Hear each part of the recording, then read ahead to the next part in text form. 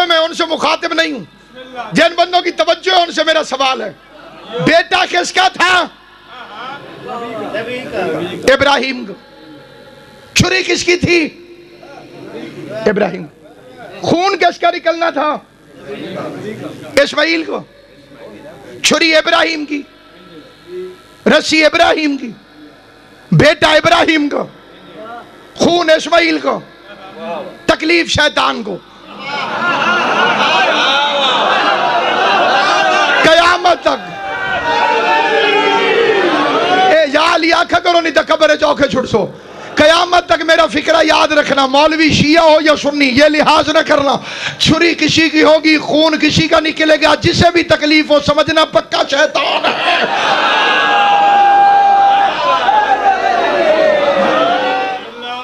شیطان روپ بدل کے آتا. اس کے نام بھی تین ہیں.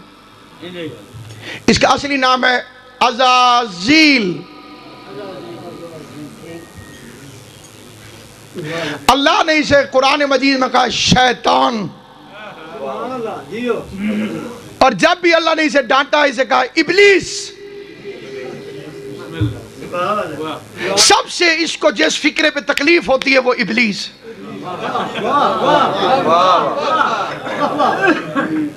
اگر میں آپ سے کہوں کہ واٹر کا ترجمہ کریں تو ہر زبان میں اس کا ترجمہ ایک ہی نکلے گا، مقصد ایک ہی نکلے گا. پانی کہیں، آب کہیں، کچھ کہیں، ماں کہیں، واٹر کا مطلب پانی ہے. ابلیس کا بھی ایک مطلب ہے. روح زمین کے علماء سے جا کے پوچھنا، ابلیس یہ نکلا ہے لباس سے.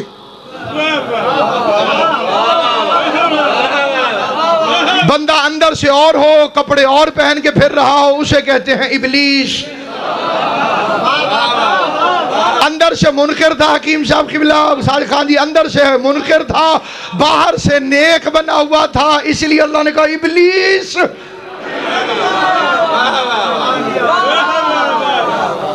کوئی نہ مانے زبردستی نہیں ہے. قبر ساروں کی آئے گی، ملک الموت سب کے پاس آئے گی. ہم پر منوانا واجب نہیں، پہنچانا واجب. عیسائیوں کی طرف سے ہوئی تھی. اگر تمہارا نبی سچا نبی تھا تو اللہ نے اس کے نواسے کو بچایا کیوں نہیں؟ کربلا کے میدان میں اس نبی کے نواسے میں مشکل بن گئی تھی. تمہارا نبی سچا ہوتا تو اللہ آگے بچاتا نہیں؟ ہمارے علماء نے جواب دیا ہمارا نبی تو گیا تھا. دیکھیے یہ جو ہوتا ہے مناظرہ، یہ ہوتی ہے کشتی. کشتی میں لگتا ہے دا. کہ علی اگر مشکل کشا ہوتا تو وہ کربلا میں کیوں نہیں آیا؟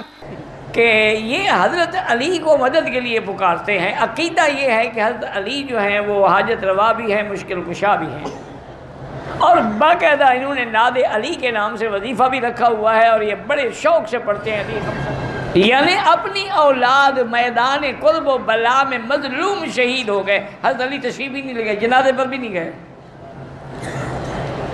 تمہاری مدد کے لیے آ جاتے ہیں، کرکٹ کھلوانے کے لیے، کبڈی کھلوانے کے لیے. خدا کا خوف کرو. ایک تو ہے نا کہ شرعاً کفر ہے، لیکن کوئی عقل بھی تو ہوتا ہے نا. بات کو سمجھنے کے لیے بڑی توجہ کیجئے گا. اور اگر میری دلیل کوئی بندہ اس میدان میں کھڑے ہو کے توڑ دے قیامت تک، میں اس کے آگے شکر رکھ کے شاگرد بن جاؤں گا. کائنات کا اپنا پرایا کوئی مولوی، کھلی چھٹی ہے کائنات کے ہر مولوی کو میری دلیل کو توڑ کے دکھائے، میں مذہب تبدیل کر دوں. میں نے چھوٹا دعویٰ نہیں کیا جو بندے منہ کھول کے سن رہے. ابا چھوڑنا آسان ہے، علی چھوڑنا مشکل.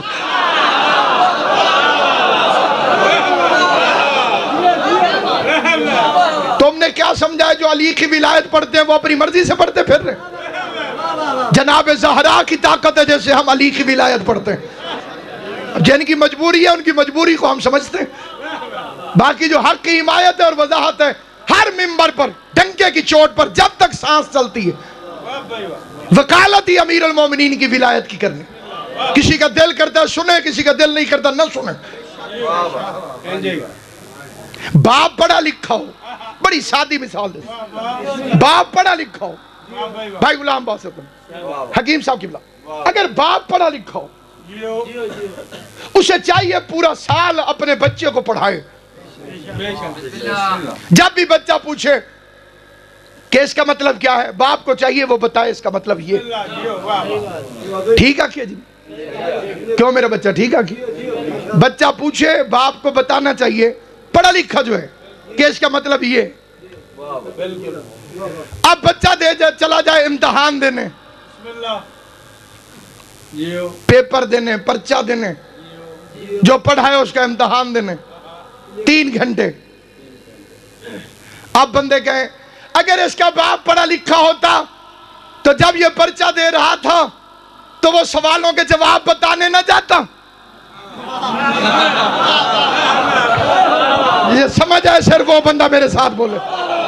میں جس وقت بچہ جو پڑھے لکھے حضرات ہیں ان کی توجہ چاہتا ہوں، جب بچہ امتحان دے رہا ہو، پیپر دے رہا ہو، پرچہ امتحان دیتے ہوئے وہاں پہ باپ پہنچ جائے اور وہ بتانے لگ جائے اس سوال کا مطلب یہ ہے، اس سوال کا مطلب یہ ہے، بیٹا بھی نالائق ہے، باپ کی بھی زیادتی ہے.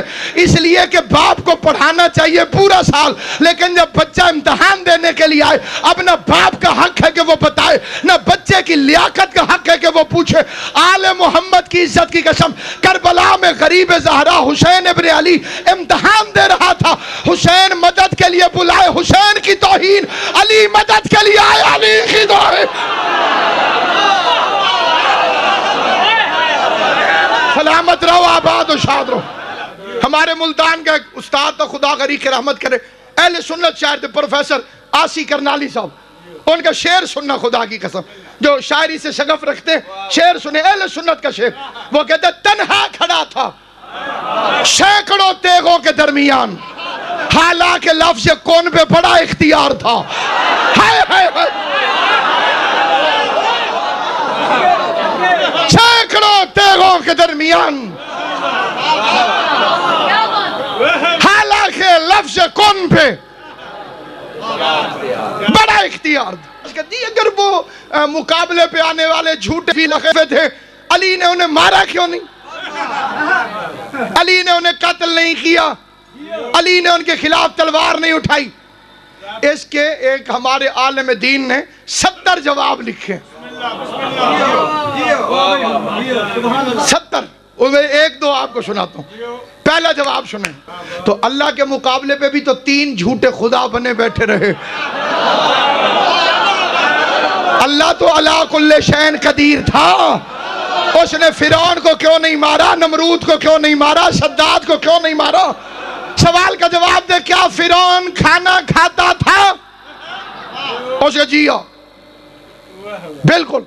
میں نے کہا اسے روٹی کون دیتا تھا؟